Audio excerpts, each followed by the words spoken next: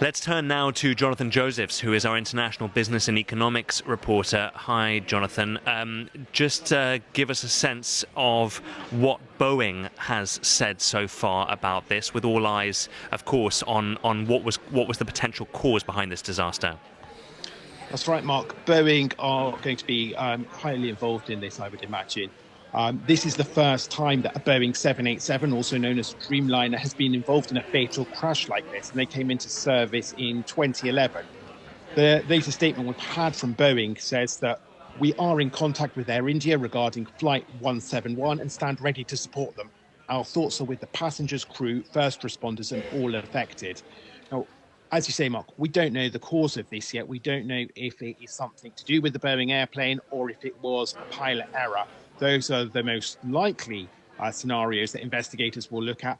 But Boeing will almost certainly be sending some of its experts to India to go to the scene and see what they can assess from that and what they can contribute to the investigation.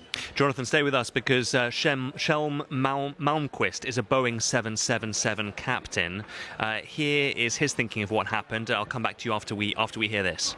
Well, it's certainly a mess.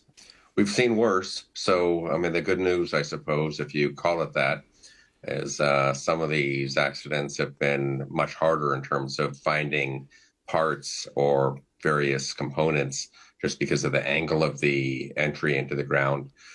But, of course, it's a challenge. There's a lot of hazards on the ground, as there are in most of these accidents. And it'll just be a meticulous process to make sure that the investigators stay safe while they're sifting through the wreckage.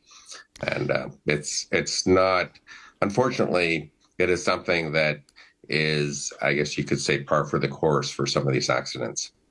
At this point, it would be pure speculation for me to say for sure what's happening, because even through the videos, you really can't tell as much as you might think looking at the videos. They're very useful later when we use them to correlate with the flight data recorder. And if there's other recordings, they definitely have their place, just like all of the other information that we're obtaining. But there's really no way to say for certain where the flaps were or what the airspeed was at this point. So these are all factors that are going to be looked at for sure. We're looking at everything, on the team to make sure that we're looking at the settings of the controls, the amount of thrust that was available, of course, what type of runway they had available on takeoff. All of these things are considerations that are then carefully analyzed through performance analysis to make sure that we are really seeing what we believe we're seeing and that there's no errors involved. But I can't say for sure right now because the truth is that we do not know. Jonathan, it comes at a difficult time for Boeing, of course, with two fatal crashes in the last few years of the 737 MAX model. So their safety record is in the spotlight. Absolutely. That's always the case when we have incidents like this, which are relatively rare occurrences if you look at how many flights there are each day around the world. But we know that Boeing had to focus a lot on safety for its 737 and the 737 MAX in particular, that variant, after those two fatal crashes in Indonesia and Ethiopia in the last few years. But the 787 hasn't had problems like this. In fact, it was just about 6 weeks ago that Boeing was lauding the fact that it had reached this milestone of carrying 1 billion passengers around the world on the 787.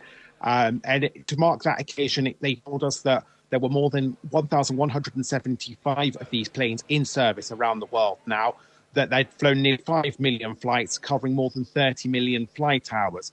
So whilst this is a blow to the Boeing company, you have to put it into that context that statistically it is quite a rare occurrence. And obviously they will be keen to work out exactly what's happened. But it's equally possible that this was nothing to do with Boeing and its manufacturing, that it may have been pilot error. We just don't know yet. And that is something that is going to be for Boeing, the CEO, Kelly Ortberg, who's about to mark his first anniversary in the job, to look at, Jonathan, because he has focused the company on safety. Yeah, thanks very much indeed. Jonathan Josephs there. You're listening to OS on the BBC. Stay with us.